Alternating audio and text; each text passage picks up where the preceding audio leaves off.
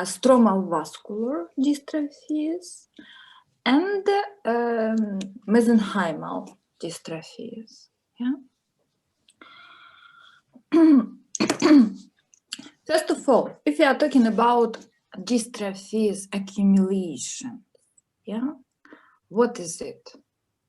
Let's remember, because you have studied already parenchymal dystrophy, and exactly what do you remember from it? What is dystrophy? What means dystrophy? Accumulation of products of metabolism due to deficiency in metabolism and enzymopathy.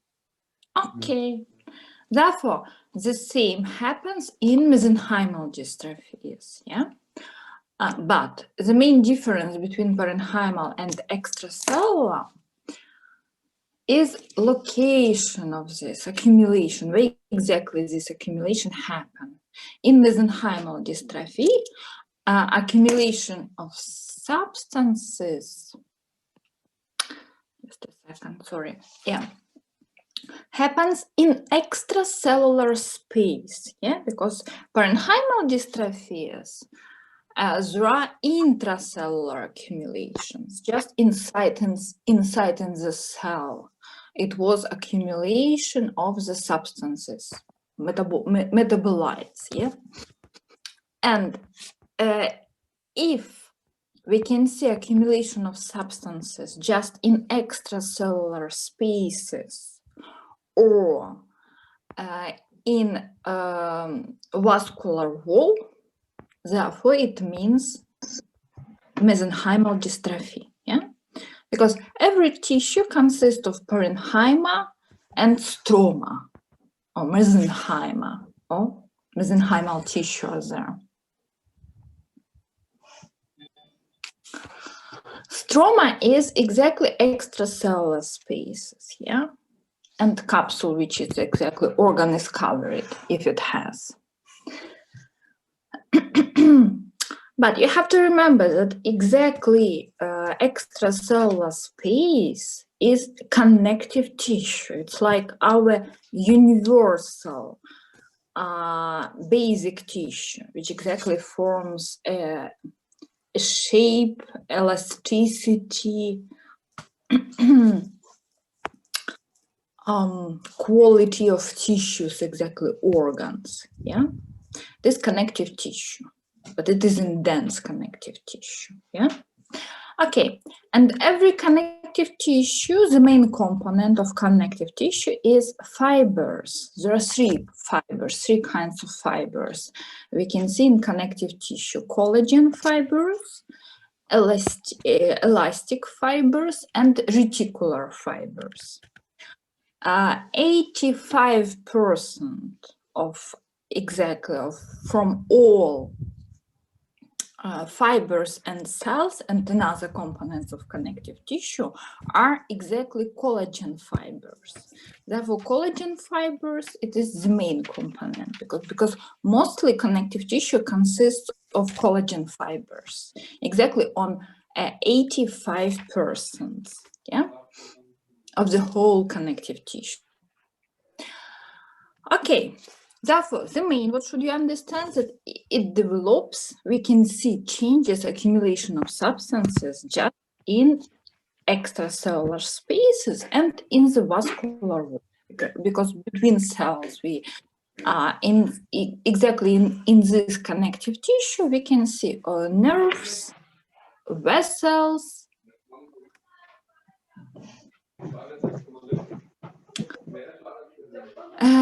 and some specific and also some more structures, yeah? Okay. It is the main, what should you understand, yeah? Is it clear or not? Yes, teacher. Yes, yeah, okay. Connective tissue consists of fibers and amorphous substance, exactly, basic substance. Exactly, collagen fibers and other fibers locate inside in amorphous substance. Amorphous substance has jelly-like consistency, and a lot of components exactly, yeah, except water. It contains glycosamine glycans. One of them is hyaluronic acid. Chondroitin sulfate, it is also glycosamine glycans, proteoglycans, and another proteins also are present in amorphous substance. Collagen fibers mostly consist of collagen, this protein. Yeah? And it looks like fiber, which consist of a few fibers which are connected to each other by some specific connections.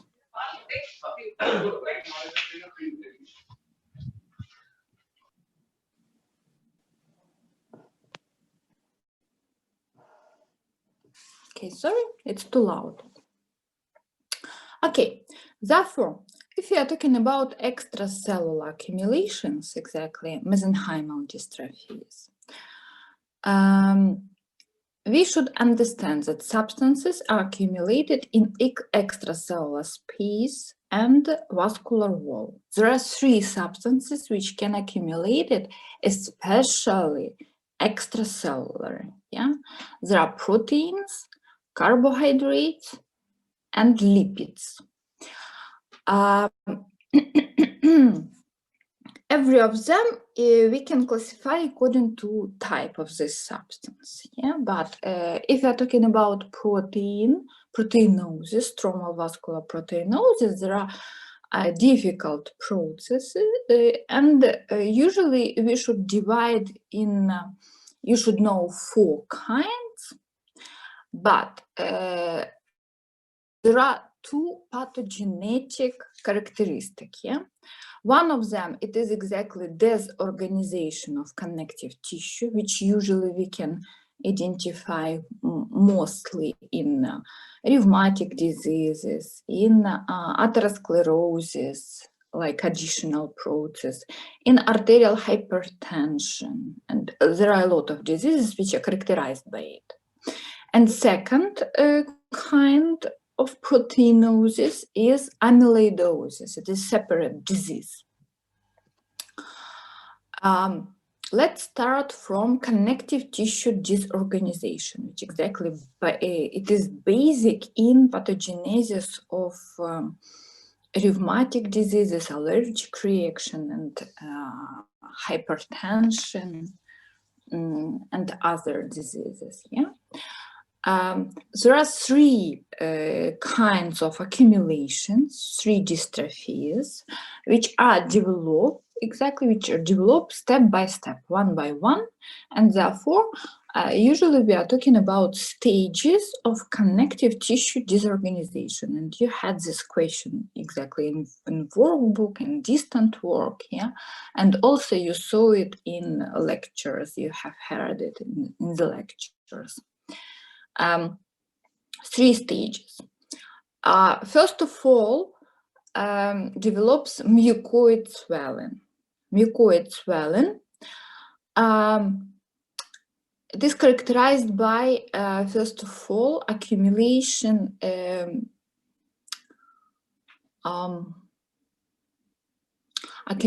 of substances, especially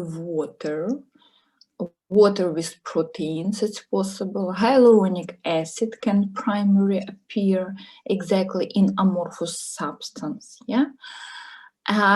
And because of it, we can see swelling. It means that amorphous substance is increased in size, yeah? A little bit. Macroscopically, we shouldn't see exactly, because it happens just in extracellular space and even between collagen fibers. Mucoid swelling is reversible, superficial connective tissue disorganization.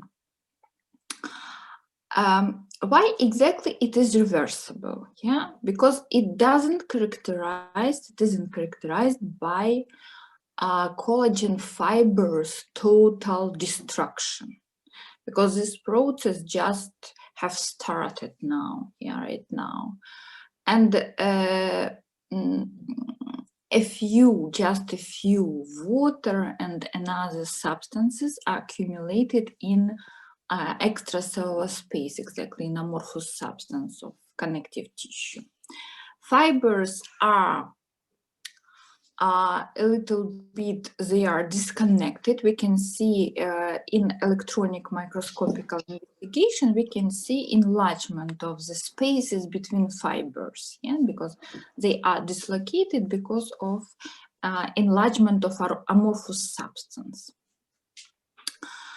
Because of pressure, because they are dislocated and the fibers are pressed by amorphous substance, if dystrophy is continuing, and progression happens.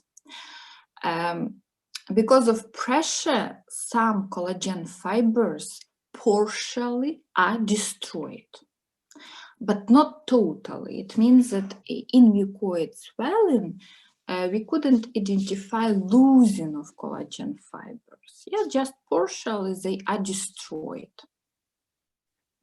Therefore, this process is reversible. The main what should you remember about mucoid swelling, that it is reversible dystrophy. It is characterized by swelling of amorphous substances, and microscopically we can identify it because of metachromasia. Metachromasia is changing of dye's color. It means that we use some dye, some staining, for example, toluidine blue. It means that this staining has blue color. If we use it, this toluidine blue staining, tissue should change the color in blue color, because exactly this staining has blue color. But if mucoid swelling happens after using of toluidine blue, we can see another color, not blue color. It could be violet color or even red. It depends. It happens because of pH changes. Exactly, swelling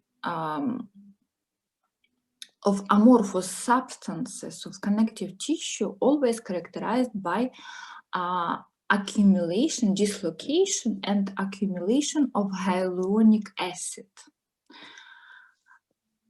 Increasing amount of acid lead to changes pH in acid side, exactly, and low pH can change the dye's color, staining's color, and we can identify metachromasia. Therefore, just one way for detection of mucoid swelling, it is microscopical investigation and metachromasia identifying. Is it clear? Ma'am, excuse me, I have a question. In toluidine blue, the blue color is normally showed, na? Like it is present when there is no mucoid swelling. Yeah. In healthy tissue, it should be blue color. But in another pathology, in another diseases, it also should be blue. If it is toluidine blue.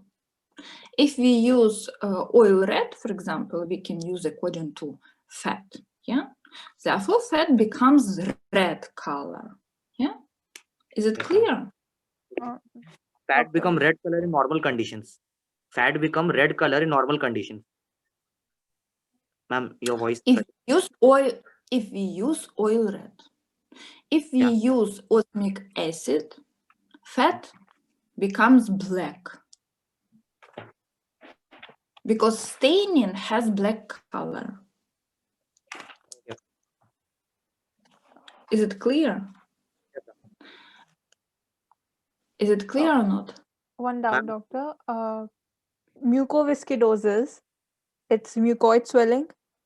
No, mucoviscidosis. We are talking about proteinosis. Mucoviscidosis is carbohydrate dystrophy. It is another kind of dystrophy. For mucoid swelling, it would have mucin, right? It Only doesn't water. have. No, it doesn't have mucin. Don't pay attention to the name. Okay. It's like it's like total very often mistake. It is like a gap for you. Don't pay attention to the name. Mucoid swelling, it doesn't have any connection to mucin. Thank you. Just mucoid swelling. But mucoid swelling characterized by protein and water accumulation in and hyaluronic acid. The main what is accumulated hyaluronic acid in connective tissue. Is it clear? or Yes, not? doctor. Yes, ma'am. For example, yeah, where can we see it? If patient has mucoid swelling, yeah, there are two ways of mucoid and another steps development. It could be started, can be started from infiltration. Yeah, what is infiltration? Do you remember or not? Yes, ma'am. I mean, infiltration, the accumulates or the metabolite come from the blood or lymph, and it accumulates inside the in parenchymal. But Or it can be started from decomposition. Decomposition. What is decomposition? Destruction of ultrastructures in the cell, ma'am, like the mitochondria. Ribosomes, which will accumulate as accumulate inside. Yeah. But in this situation, it means that if decomposition develops, a destroying disintegration of collagen fibers happens because it is extracellular dystrophy. Yeah. And two examples, when can it happen? If patient has, for example, allergic reaction, yeah, or yeah, like rheumatic disease, it has the same pathogenesis, yeah. Antibody appears exactly, they are synthesized by our immune system, not our patient, yeah, immune system, and circulate in the blood. Antibodies in rheumatic disease, they are they are appear against some components of collagen fiber, and they come in connective tissue from blood, yeah, exactly these antibodies, and destroy, yeah, locally, exactly they touch and destroy collagen fibers. It means that dystrophy exactly, which leads to disease, rheumatic fever, starts from decomposition. Disintegration of collagen fibers, yeah, leads to increasing vascular permeability. Increasing vascular permeability, it happens always in extracellular, exactly in proteinosis. Is it clear? Yes, Is it ma'am. clear or not? Yes. Increasing vascular permeability leads to leakage of plasma, exactly water and proteins and some electrolytes with water through the vascular wall in extracellular space. Yeah, which mechanism is it? Infiltration. Infiltration. How should we name this leakage of the plasma through the vascular wall Exocytosis. from no, Diapedesis. plasma, no, Plasmodium. leakage. Plasmodium. Plasmodium. Regia. Regia, it means leakage. Yeah. Therefore, how should we name bleeding? Hemorrhagia. Hemorrhage. Yeah, hemorrhage. Hemo and leakage. Yeah, regia, it means leakage. Therefore, plasmorrhagia develops always in first kinds of proteinosis. Yeah, but it could be the first, and in this situation we can see infiltration. Mechanism of dystrophy, it will be infiltration, or it could be second after decomposition. Is it clear? Example, when can it happen about, when mucoid swelling can start from infiltration? In arterial hypertension, for example, patient has increasing blood pressure, yeah, because of angiospasm. It means narrowing of the vascular lumen because of spastic changes in the medial layer of the arteries, yeah, which gives arterial pressure increasing. In this situation, a vascular wall, it's like in uncomfortable position, and endothelium shrinks because of narrowing of the lumen, and endothelium increase vascular permeability. And through endothelium, exactly, yeah, plasmorrhagia develops.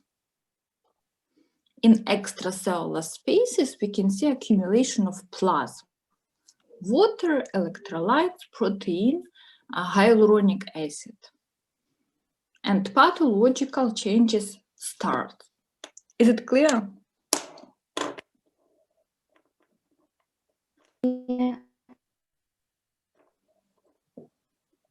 Therefore, mucoid swelling. Mucoid swelling is reversible dystrophy. If we start treatment in this stage, yeah, everything will be okay. Because exactly, total losing of fibers doesn't happen. Therefore, we can change, we can regenerate some partially destroyed collagen fibers, and everything will be okay. In arterial hypertension, if we use, yeah, at the same time, if arterial pressure is increased, and if we take drugs, yeah, hypotensive therapy starts after a few minutes in a hypertensive crisis.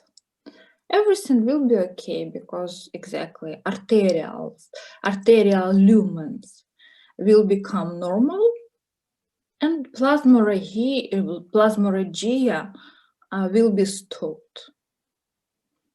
Okay.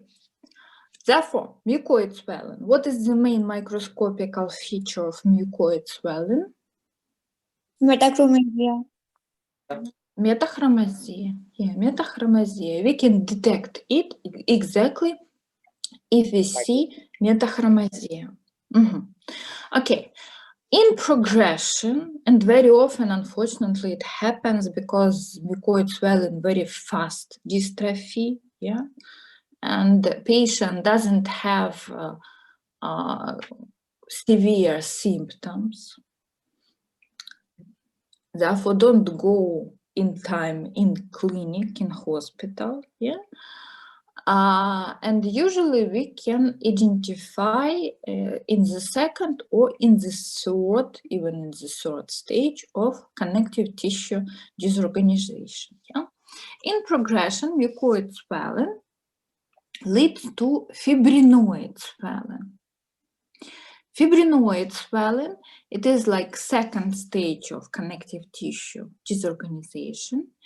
It is irreversible, deep connective tissue disorganization. Yeah? It means that it always leads to necrosis, sclerosis, or next stage, hyalinosis. Yeah, 3 outcomes, but it is irreversible. It means that in location of this dystrophy, connective tissue extracellular space is changed, and it cannot be normal. It couldn't become normal again. It will be changed. Yeah, and therefore some insufficiency could be present even after treatment. I can balance this. Yeah? Therefore, 3 outcomes possible. Yeah, one of them unfavorable. It is necrosis. Exactly, necrosis usually lead to next stage. Yeah, or even to some catastrophe. Yeah, catastrophical changes in organ. And 2 favorable outcomes in the position that it is irreversible. Yeah, but favorable, it means that it doesn't lead to some critical situation. Yeah, there are sclerosis or hyalinosis. Therefore, according to fibrinoid swelling develops because of progression of plasmorrhagia. It means that more and more plasma comes from the blood and accumulates in extracellular space, and a lot of proteins also exactly come from the blood. But the main protein which appears in fibrinoid swelling, it is fibrinogen. It is big, yeah, one of the biggest blood protein at all. It means that it can move through the vascular wall in very high level of vascular permeability increasing. Yeah? Fibrinogen in presence of thromboplastin coagulate. Yeah, it means that happens coagulation. Do you remember what is coagulation?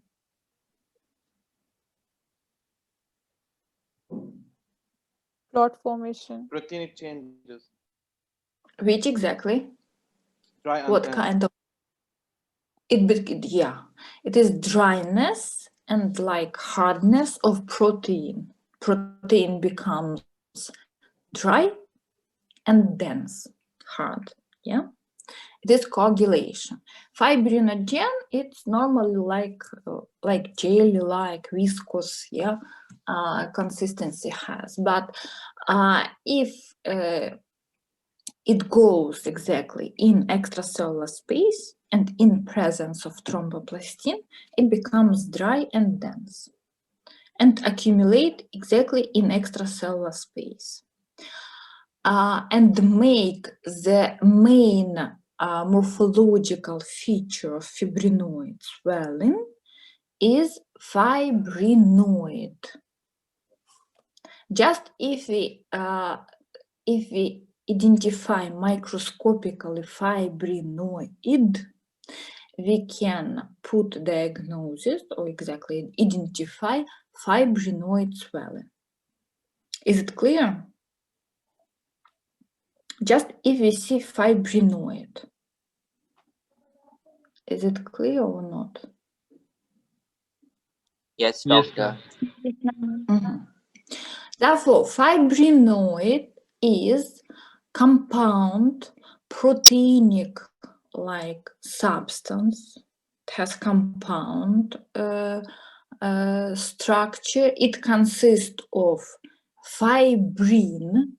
Fibrin is coagulated fibrinogen, and because it is because of coagulation of fibrinogen, fibrin is exactly appeared. Yeah, fibrin, it is like dense fibers. You can see dense fibers. Yeah, and it's like cloth is formed in extracellular space. It is dense and dry. Is it clear? And it is irreversible. Yeah, it couldn't disappear. Fibrinoid. It is also consist of destroyed collagen fibers, because I have told that in mucoid swelling, yeah, collagen fibers were partially destroyed, but in fibrinoid swelling, we can see. Do you have workbook? Yes, ma'am. Yes. Can you open page?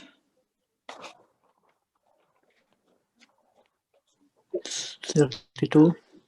37. Fibrinoid swelling. I don't 37. remember which page. It started from 32. No. Extracellular. Can you 37. show? It's Can you 33. show me? Yeah, this one, this page. What is it? Ankur. 37. 37. 27, 37. 37. 37. Yeah.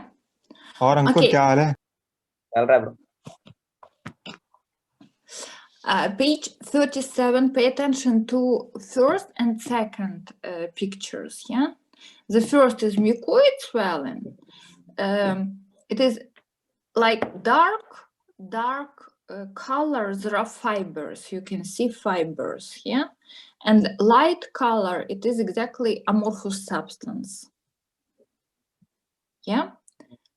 But in mucoid swelling, you can see fibers. Yeah. And pay attention to the second, to fibrinoid swelling. Can you see fibers? Can you see like fibers? No. No. We can see just some portions. Yeah. Because dark Yes. color, there are collagen. Some portions, yeah, some portions, some parts of collagen fibers. It means that collagen fibers are disintegrated, yeah, just some portions, some parts of them, yeah, it stays. And because of disintegration, exactly, thromboplastin becomes free, and in thromboplastin presence, fibrinogen can change into fibrin. And fibrinoid exactly consists of these parts of collagen, destroyed collagen fibers, fibrin, which exactly forms a clot from with them, and another proteins. There are a few kinds of fibrinoid. Yeah, we can differentiate them according to their composition. It could be fibrinoid, and fibrinoid immune complex fibrinoid. Yeah, it means that if fibrinoid contains some antibodies or immune complexes, exactly, we can see it in rheumatic diseases, in allergic reaction. Yeah. In bronchial asthma, it could be also. Yeah. It is exactly immune complex fibrinoid. Fibrinoid, we can see in arterial hypertension, in atherosclerosis, and other diseases which are not characterized by some immune system disorder. Also, we can classify fibrinoid according to mechanism. It means which mechanism was first. Yeah? Do you remember what mechanism can be as first mechanism in their development? Infiltration. Infiltration. It starts from increasing vascular permeability and plasmorrhea. Yeah, it is a fibrinoid imbibition. Imbibition, it's like penetration. It's another like synonym of penetration. And the second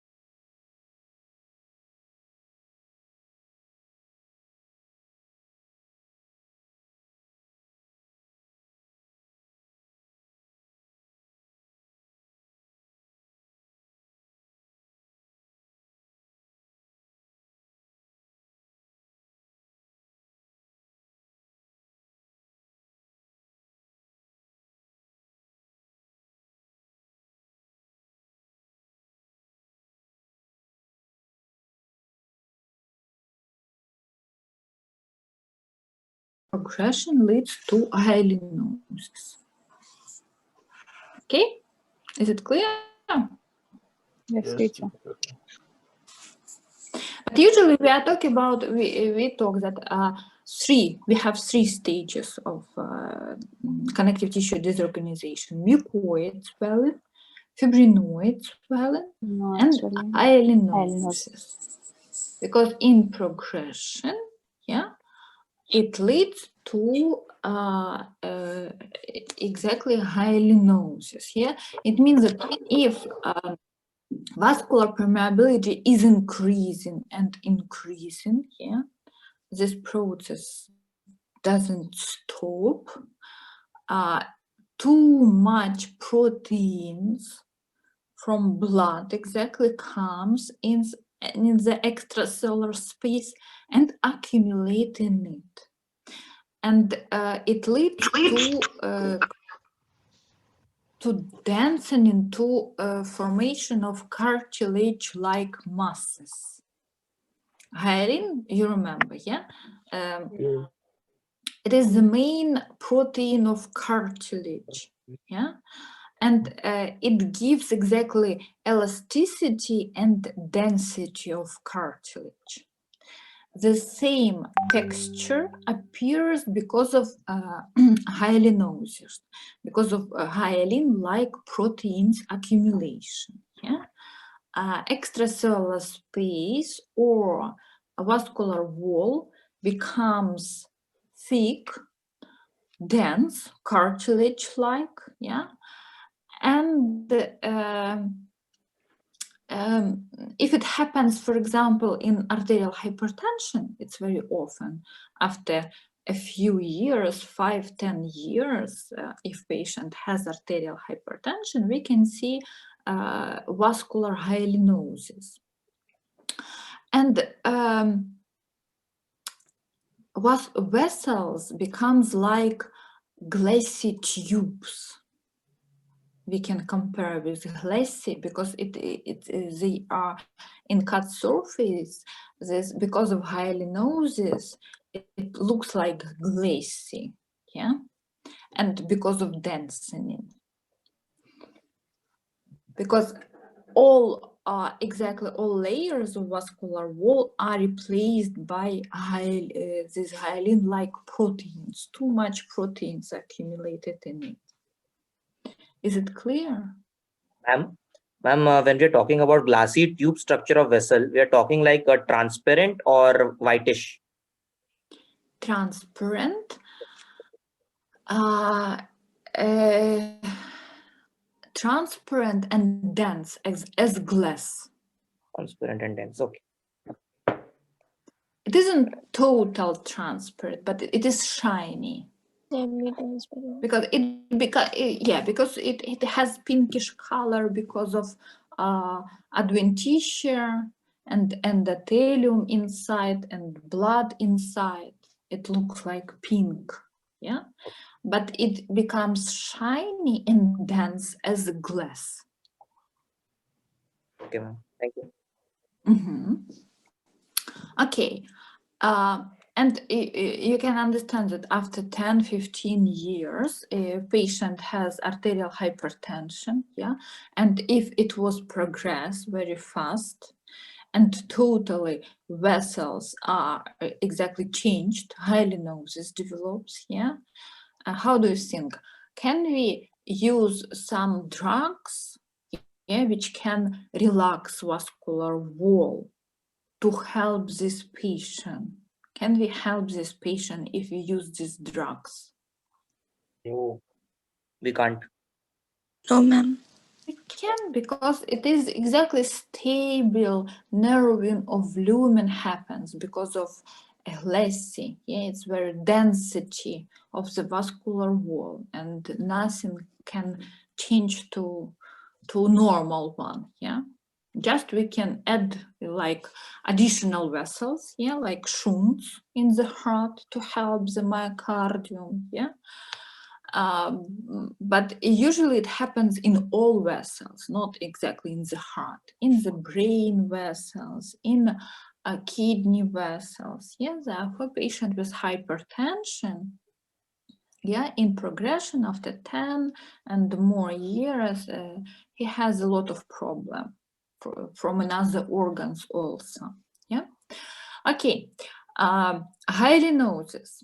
And hyalinosis we are classify into connective tissue hyalinosis and vascular hyalinosis. I have given example of vascular one. Yeah.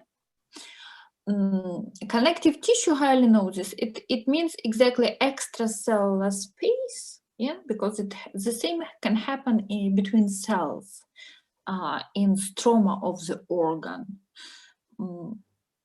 between myocytes, between hepatocytes, yeah, and another cells, yeah.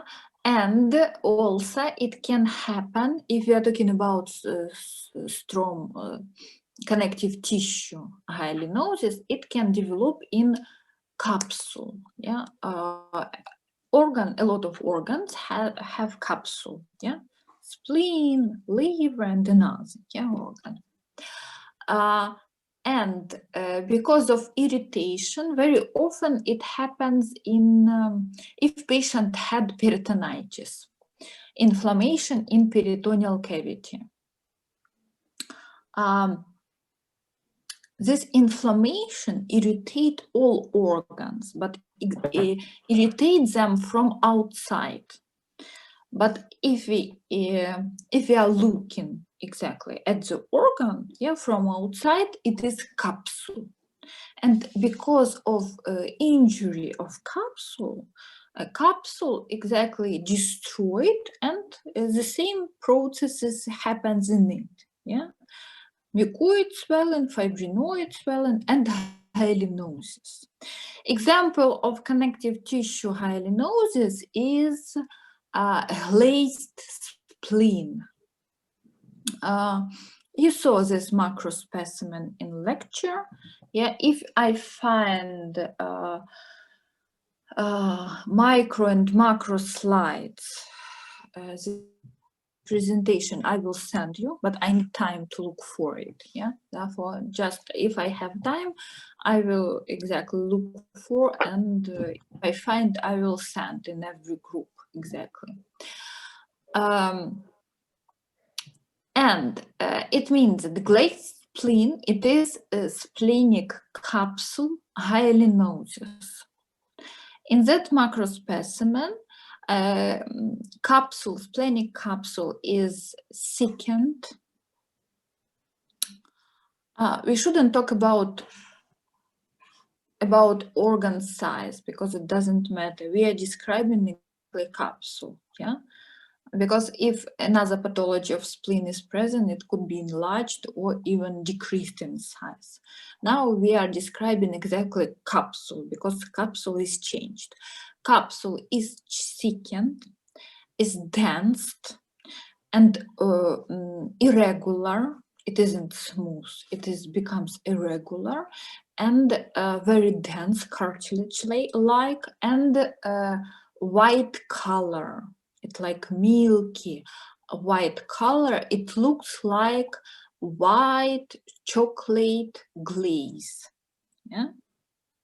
Therefore, this spleen was named as glazed spleen. Yeah, because of glaze.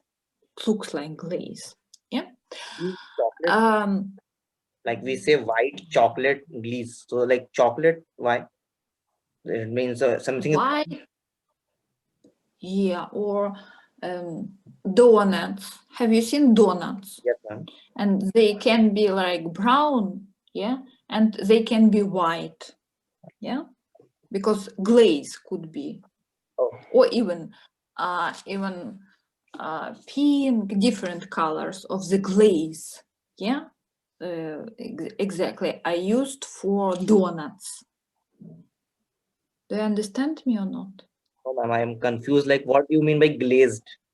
Like, what is glazed? You're saying like because of light or something, or it's just by the. And I want to exactly to imagine the donuts.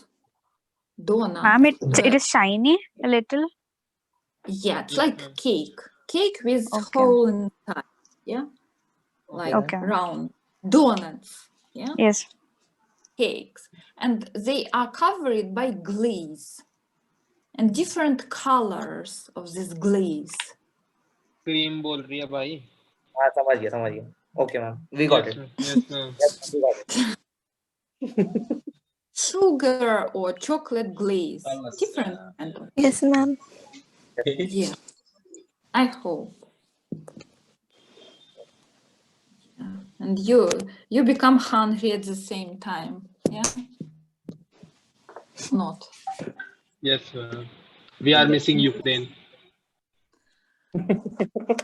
missing here. Well, that was In Kiev, in Rome, in Kiev you can find our cake like Rom Baba. It's like a cake with glaze. Donuts also. Yes. Okay, never mind. Okay, therefore, is it clear? yes ma'am. Yes. It's clear. Okay. Example of connective tissue hyalinosis. Here it is exactly glazed spleen. Next kind of hyalinosis is vascular hyalinosis. Every of them lead to thickening of the vascular wall, densening, and losing elasticity, becomes dense and like stable according to texture. We shouldn't exactly change. It doesn't have any elasticity, because it dense like cartilage. And narrowing, stable narrowing of the vascular lumen also. We can see in it. And there are 3 kinds of hyaline which can be accumulated in the vascular wall. Simple, lipohyaline, and compound hyaline. Yeah? Have you heard about it? 3 hyalines. Yeah? Yes. Yes, Yeah. ma'am. Difference between them, exactly composition. Simple hyaline is exactly hyaline protein. Yeah, we can identify simple hyaline accumulation in arterial hypertension and atherosclerosis, for example. Yeah. Lipohyaline, it is a hyaline which exactly it contains lipids. It happens in diabetes mellitus, because in diabetes mellitus, because of hyperglycemia, chemical, very compound connections, protein and lipid, irreversible connection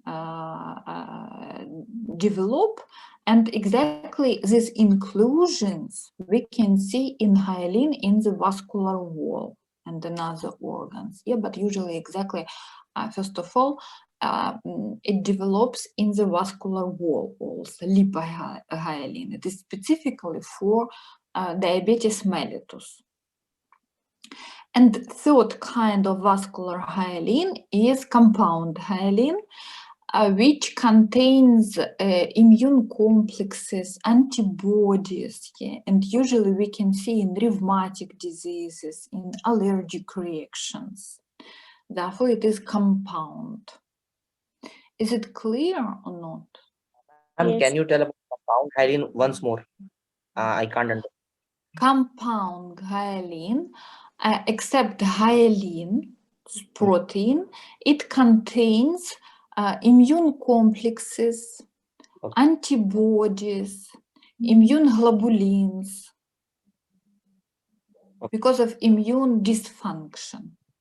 And we can see vascular hyalinosis exactly with compound hyaline accumulations in rheumatic diseases, in allergic reaction.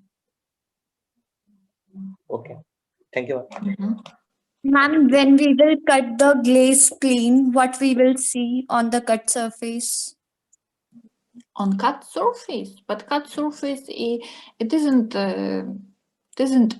interesting for us because exactly only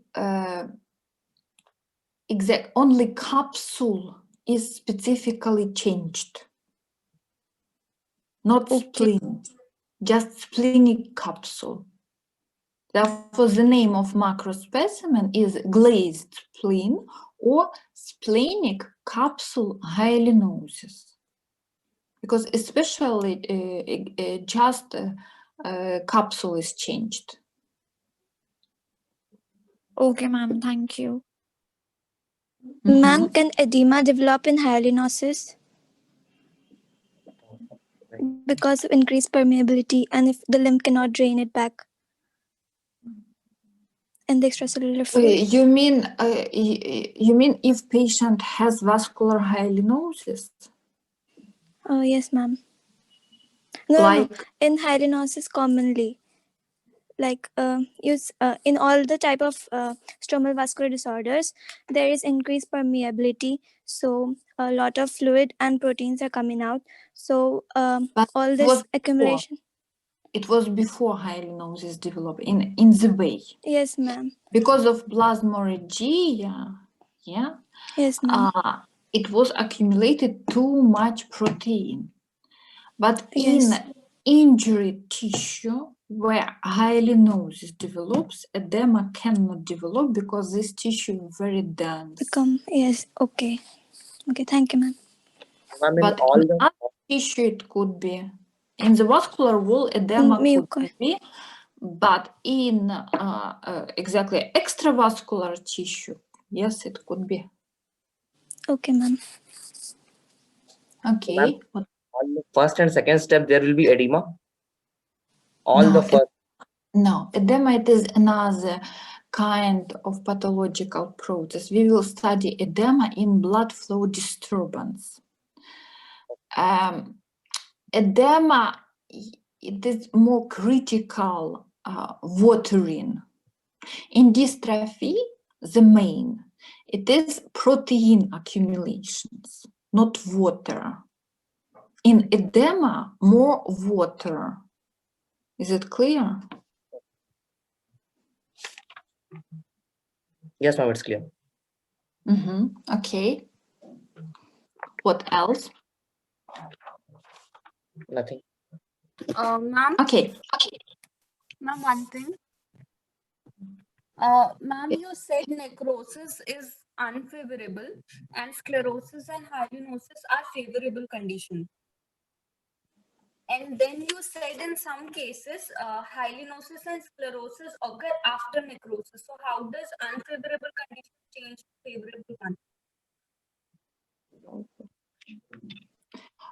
It will be like in progression, yeah? Firstly develops necrosis as unfavorable outcome, but necrosis also, it can lead to total necrosis, total losing, like death of organ, yeah? Or necrosis can be stopped and regeneration happens. Or not regeneration, hyalinosis happens instead. Is it clear or not? Yes, teacher. Necrosis, it means that partially losing of exactly tissue, some portion of tissue die, death developed, yeah? Yes, ma'am. But after that, instead this dead tissue can hyaline accumulate in it. Yes, ma'am. Okay. Yeah. That's the first kind of proteinosis. Is it clear or not? I mean, mucoid, fibrinoid swelling, and hyalinosis. Yes, ma'am. It's cleared. Yeah. Okay. Second kind of proteinosis, it is amyloidosis. It is separate, very difficult disease. which exactly it develops because of abnormal synthesis mechanism which leads to it. It is abnormal synthesis, yeah, because amyloid is abnormal protein. Healthy person doesn't have amyloid. Just in disease it appears. Yeah. Therefore, it doesn't have amyloidosis. That doesn't have any connection with mucoid swelling, fibrinoid swelling, and hyalinosis. It develops separately always because of another mechanism. Is it clear? Okay. Yes, ma'am. Yes. Okay. Because of abnormal synthesis, amyloid, it is protein. It's similar to hyaline. It is shiny, transparent, glassy-like. Yeah. Therefore, if it accumulates in the tissue, tissue becomes like shiny surface, some sebaceous surface. Yeah. But it happens exactly inside because amyloid accumulates extracellular between cells. It accumulates and give like a shiny cut surface. Just if we cut organ, we can see the cut surface is sebaceous, shiny or waxy. Yeah. Because of accumulation of this protein, and it is dense. Therefore, the main morphological changes in amyloidosis, it is densening, hardening of tissue, and shiny, waxy cut surface. Exactly, this is the main. What should you remember about amyloid, morphologically, macroscopically? I mean, yeah. But it's similar to hyaline and even another proteins. Therefore, we should use some additional methods to identify amyloid. And you have to know a specific staining, which exactly we can use according to amyloid. Do you remember them? Congo red. Congo red. Congo red. First of all, you have to remember about Congo red. What else?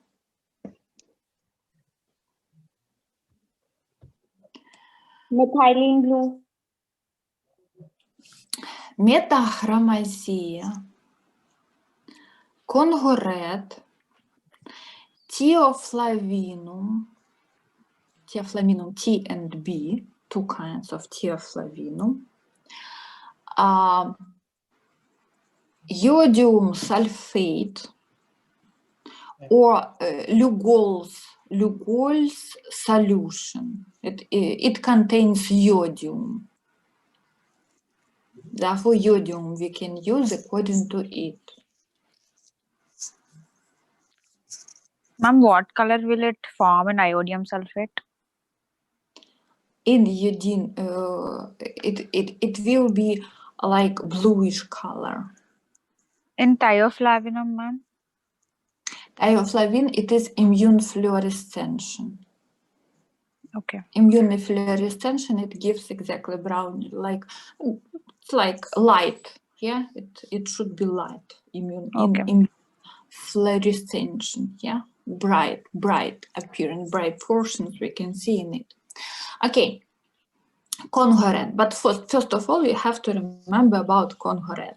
Congo red is specifically for amyloid, and exactly tasks in your MCQs, exactly tasks with Congo red are given in, and every year you have students have these questions. Yeah, if you see this macroscopical change, densening, waxy shiny cut surface, and if we use Congo red, it becomes red color. Therefore, correct answer is amyloidosis. What should you know about amyloidosis? Amyloidosis starts from exactly, you have to know pathogenesis of amyloidosis. It starts from cellular transformation. Therefore, the first stage of pathogenesis of amyloidosis is transformation of cells into amyloidoblasts. Normally, we don't have amyloidoblasts. Amyloidoblasts, there are cells which produce amyloid. F component, because amyloid consists of two components, F component or fibrillar component and P component or plasma component. F component is produced exactly by amyloidoblasts, but we don't have them. Yeah. First of all, amyloidoblasts should appear, and they appear because of transformation of our own cells, because of some pathological effect, into amyloidoblast. And particularly every cell can be transformed into amyloidoblast. It could be macrophage, it could be cardiomyocyte, hepatocyte, nephrocyte, and it depends. Yeah, it depends where exactly this pathology happens. If we can classify amyloidosis into local, if it develops just in one organ, or systemic, if it develops everywhere. Yeah. Local, usually it occurs because of some specific cells, some specific organ cell transformation. For example, if cardiomyocytes are transformed into amyloidoblasts, where exactly can we see amyloidosis? Which amyloidosis is it? Heart. Cardiac. Heart, just heart is changed because of amyloidosis. Yeah, if it happens with hepatocytes, Hepatic Liver. amyloidosis. Hepatic amyloidosis. okay. If it happens, if macrophages are transformed into amyloidoblasts, Systemic. it is systemic because macrophage, yeah, we can find they are circulating the blood, they are migrate in our organism, and we can see amyloidosis everywhere in all organs. Yeah, is it clear? General. Macrophagic. Yeah, general or systemic. Yeah. Systemic. Okay, the first stage. First stage, it is cellular transformation. Yeah, normal cell transform into amyloidoblast. Second stage, producing by amyloidoblasts of F component of amyloid. Next stage, next step, exactly F component forms and come out from the eliminated from cell. And the next step is connection of F component with P component extracellular. P component, it is protein which exactly comes from the blood, from plasma component. And the connection of them together exactly makes the like finish, like final molecule of amyloid, and it stays in extracellular space, and accumulation of them lead to densening, thickening, and like shiny, waxy characteristic of extracellular tissue. Is it clear? Yes. Yes. Okay. According to composition, biochemically, we also can classify amyloidosis into. There are a lot of more than 20, but you have to know 4 types, biochemical types. AA, AL, AFP or FAB. Yeah. Mhm. ASC1. In some English literature, you can find another subtypes and another abbreviation according to them.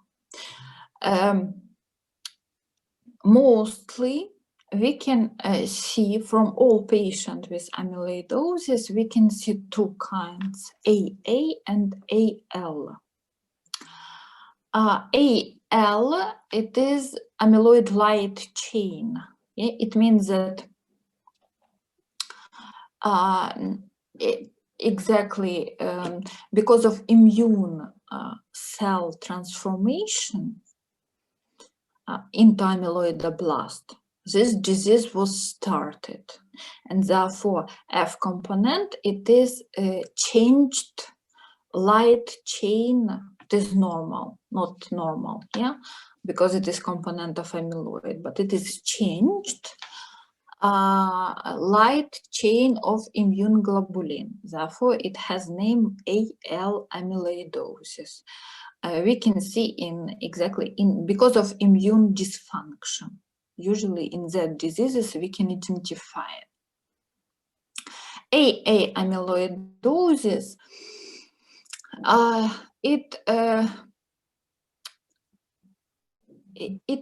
this amyloidosis is unfavorable. Unfortunately, we don't have even now a favorable treatment of this kind of amyloidosis. It isn't acute disease. It develops slow, very slow. Patient can live, yeah, but to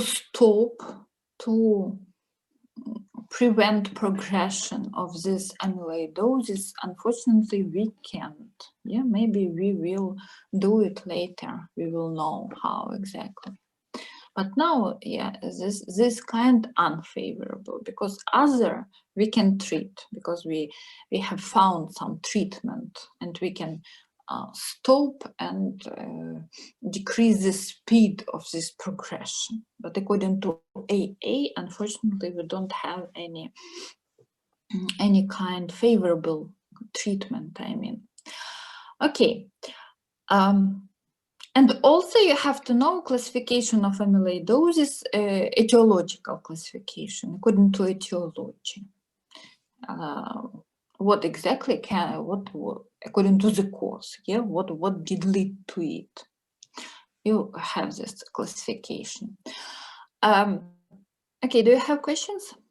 Ma'am, like in AL, there's a light chain use. So what is the case of AA? In AL, we said this is amyloblast of light chain of immunoglobulin. Albumin. It's from it appears, it forms from albumin, pre-albumin. Okay, albumin. And for AFP and ASC1, like what's the basis? Different kinds of protein. In AF, it like changed specific protein, which in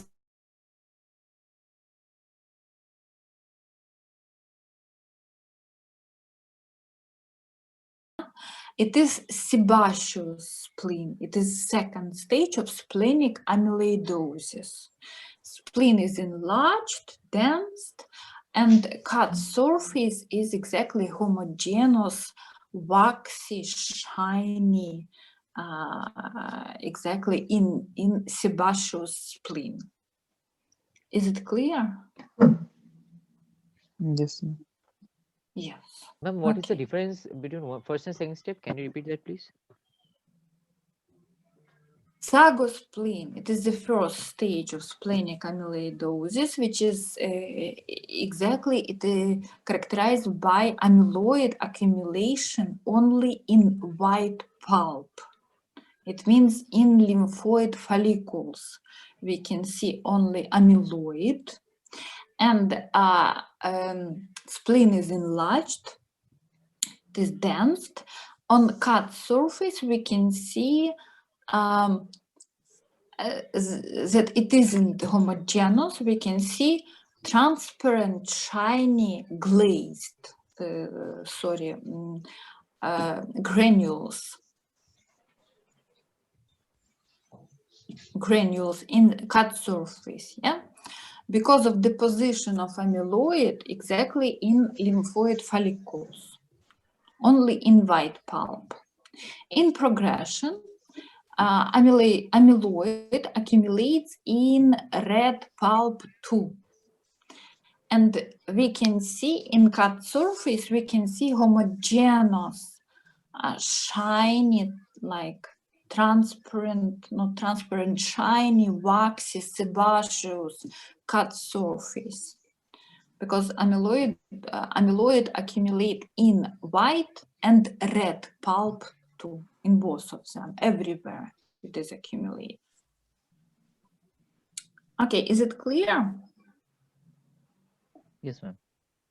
Yes. Okay, very nice. Okay, next, what should we talk about? Ma'am, on basis of etiology, what are the types of amyloidosis on basis of etiology? 4, 5. You can repeat. Okay, 5, yeah. Idiopathic, senile. What else? Sagospleen. Is it question? Yes, ma'am, I think. Someone asked about what is the first stage, so the other person replied It was okay. It isn't it isn't question, it is answer. Yeah.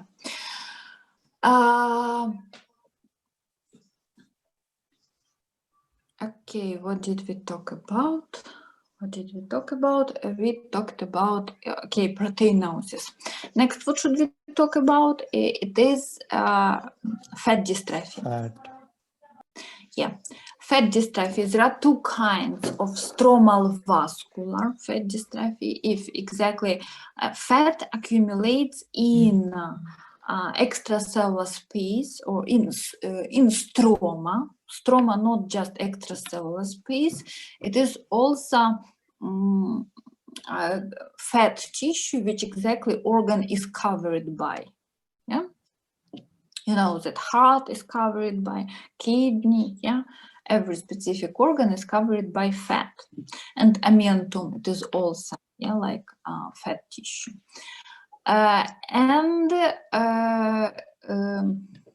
What did we talk? And vascular wall also, yeah?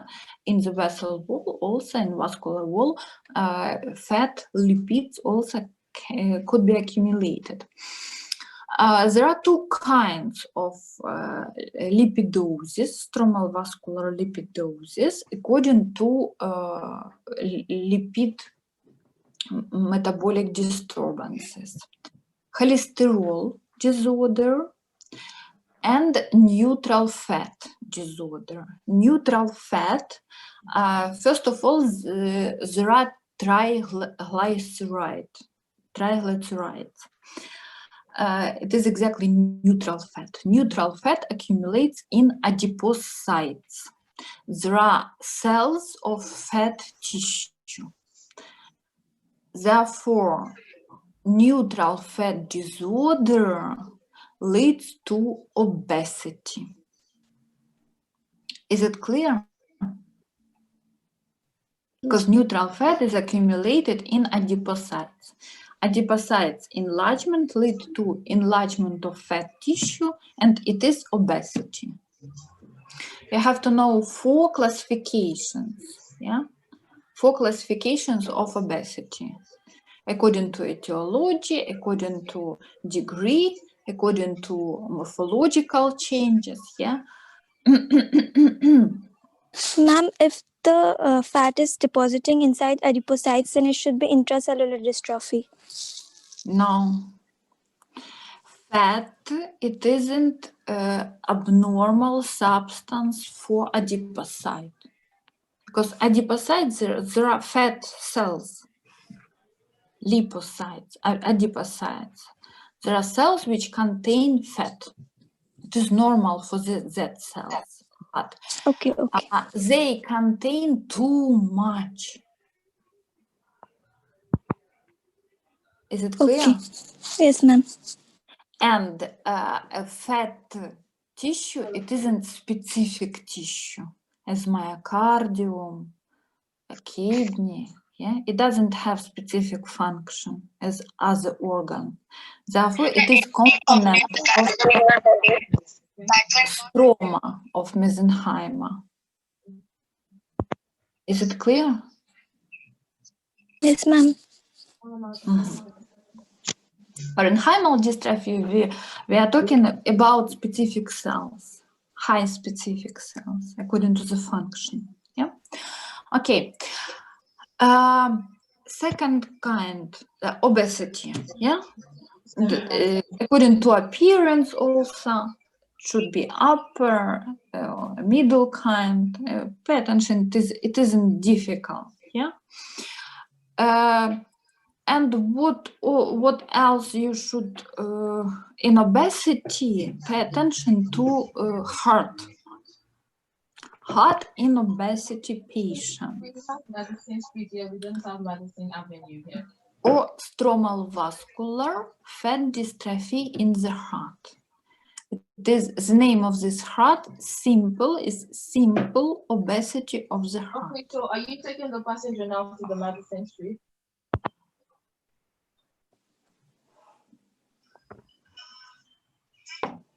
You're taking the passenger to Madison Street now to confirm.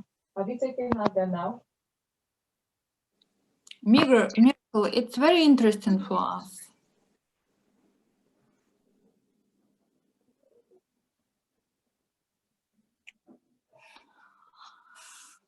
Okay, we have a few minutes, till the end.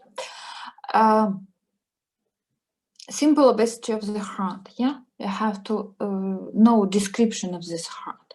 The heart is enlarged, it is rounder, apex is rounder, and even it becomes very round in great obesity, It is yellowish, because of thickness of subepicardial fat tissue, because of extra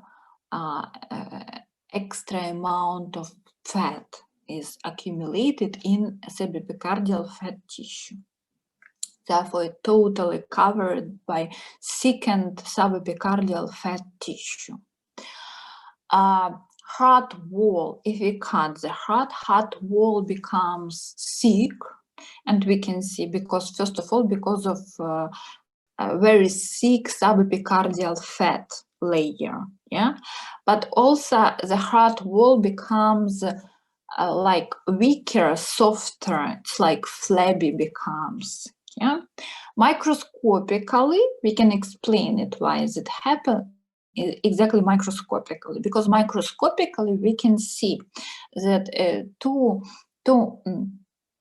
many adipocytes are accumulated in subepicardial fat tissue. It is exactly specifically for hyperplastic kind of obesity. And adipocytes, firstly, exactly thickening of subepicardial fat layer happens. But in progression, adipocytes and adipose tissue grows inside in myocardium and disconnect. It means that adipocytes and even some islands of fat tissue appears between cardiomyocytes. Because of it, heart wall becomes thicker but softer. Because this fat tissue very soft, it isn't strong. Yeah, it doesn't have any elasticity and density. It is very soft. But cardiomyocytes, which exactly are disconnected from each other, they are pressed by adipose tissue, and atrophy develops. Therefore, heart is enlarged, heart wall is thickened, but cardiomyocytes are atrophied. It leads to weakening of the heart wall, and this in obesity can rupture of heart wall develops in progression if patient has a great obesity. Yeah, exactly, right ventriculum, because right ventricular wall is thinner, and weakness, softening of the right wall happens faster, and right ventricular wall can be ruptured and patient will die, yeah, because of hemopericardium, bleeding in the pericardial cavity, very difficult condition. Yeah. Okay, it is the main. What should you? And you have this microspecimen exactly when we can see adipocytes between cardiomyocytes, because exactly they penetrate inside in myocardium.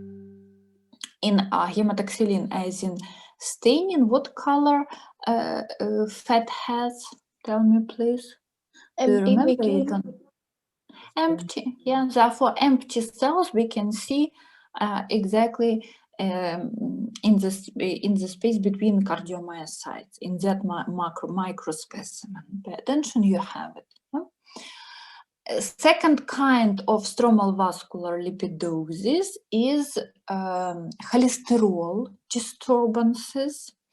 Cholesterol disorder leads to cholesterol, exactly lipid, which can be accumulated intracellular and inside in the vascular wall. And it develops in atherosclerosis if patient has hypercholesterolemia. Yeah? Cholesterol penetrate in the vascular wall and stays in it, accumulates. And patient has atherosclerosis. Firstly, we can see lipid accumulation. Usually it happens in subendocardial, endothelial, subendothelial layer. We can see yellowish patches, even exactly macroscopically. We can see from inside in the vessel. If we cut the vessel from inside, exactly we can see yellowish patches, exactly some. And later, connective tissue growth, which exactly lead to atherosclerotic plaque formation. It's like local thickening, and endothelium exactly becomes irregular. It isn't smooth, it is regular because of atherosclerotic plaques formation. It's the same. According to it, we have to use specific staining according to the fat. What specific staining for fat do you remember? Sudan 3, Sudan 4, osmic Night blue acid. sulfide. Yeah, excellent. Okay, very nice. And the last, what should we talk about? It is a carbohydrate. Carbohydrate. Yeah, stromal vascular carbohydrate dystrophy. There are also two according to carbohydrate. Yeah, glycoprotein disorder leads to mutilization. It's like mucoid dystrophy. Tissue extracellular space replaced by mucus. It is mutilization because of too much glycoprotein accumulation extracellularly. It is mucoid dystrophy or mutilization. And second kind of carbohydrate stromal vascular dystrophy is glycosamine-glycans disorder, which is gargoylism. It is hereditary disease, yeah, which is caused by glycosamine-glycans disorder, and it is characterized by skeletal deformation. You have to know a few features, yeah, and metabolic disturbance also. This is the main what should you know in extracellular accumulations. Do you have questions? Ma'am, I have one question. In simple obesity of heart, can you describe again the microscopic? You are saying something about island, like myocytes are situated inside the adipose, surrounded by adipose. No, in another way. It means that adipose tissue, adipocytes, yeah, it is our outer layer of the heart wall, yeah. Okay. Because heart wall, yeah, and internal layer is endocardium, next myocardium, which exactly consists of cardiomyocytes, only cardiomyocytes, yeah. And next is a subepicardial adipose tissue, which exactly covered by epicardium layer. This like thin layer of connective tissue. Therefore, normally we can see not thin layer, just a few millimeters layer exactly between myocardium and epicardium of fat tissue. But in obesity, in simple obesity of the heart, yeah, microscopically, we can see that subepicardial fat layer is very thick, yeah, even a half of microspecimen. It could be the same, particularly the same thickness as heart wall, but it isn't the main. The main what can we see that adipocytes, adipose tissue penetrate, it grows inside in myocardium, and we can see adipocytes and even islands of adipose tissue in myocardium. Between cardiomyocytes appear adipocytes. Is it clear? Adipocytes disconnect cardiomyocytes From each other. from each other, yeah. All right. Ma'am, in fibrinoid swelling, you told us according to composition, we have two types, fibrin and immune complex. But what is the specificity of fibrin containing fibrinoid swelling? Fibrinoid, it is clear fibrinoid with it exactly, it consists of destroyed collagen fibers and mostly fibrin. Immune complex fibrinoid, it contains some immune dysfunction features, immune complexes, immune globulins, antibodies, yeah. But if we can see in fibrinoid only proteins, it is fibrinoid. What diseases are associated with fibrinoid? Arterial hypertension, atherosclerosis, yes, the main examples. Thank you, ma'am. Doctor, for classification of etiology of amyloidosis, we need to give you the diseases that are involved with amyloidosis? No, kinds, not diseases, kinds. Ma'am, what are the kinds? You have this classification. Endocrine, secondary, familial, hereditary.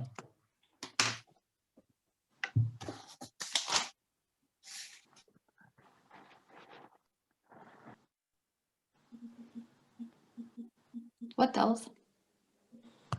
Ma'am, can we say the fat stromal vesicular dystrophy is local?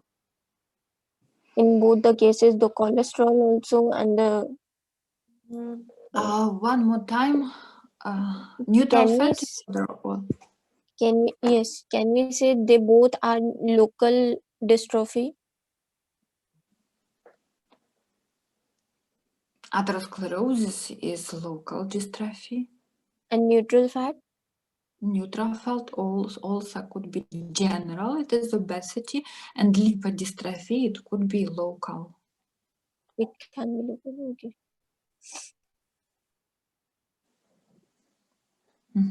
What else?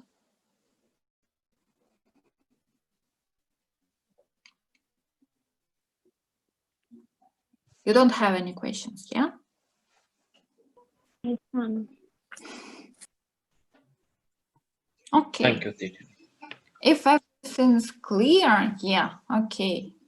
Thank you for your attention. Doctor, one thing, like Yeah. for next class, you said like we have to study about like mixed dystrophy also, right? Yes.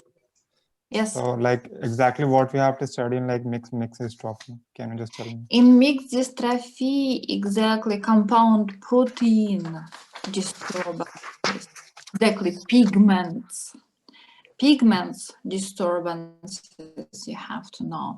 If you want, I can upload it's like